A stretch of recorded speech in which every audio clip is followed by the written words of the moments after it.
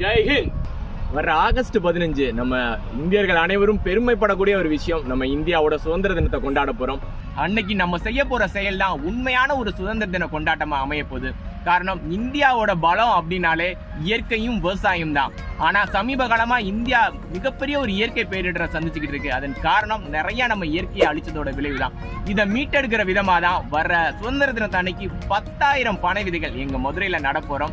இதன் மூலம் 2047 நம்ம 100ஆம் ஆண்டு சுதந்திர தினத்தை கொண்டாட போகும்போது நம்மளோட இந்தியா ஒரு அணு ஆயுதங்களால வல்லரசு ஆகுதோ என்னோ பசுமை வல்லரசு இந்தியாவை மாற்றணுன்ற முயற்சியில என்ன மாதிரி லட்சக்கணக்கான இளைஞர்கள் ஈடுபட்டுக்கிட்டு இருக்காங்க.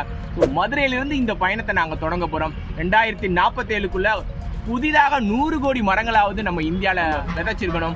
நம்மளோட அப்துல் கலாம் கொண்ட கனவை கண்டிப்பா நம்ம நிறைவேற்றி காட்டுறோம். நம்மளோட மரியாதைக்குரிய மகாத்மா காந்தி மேல் சட்டையை திறந்த இதே மதுரையிலிருந்து சபதம் ஏற்கிறோம்.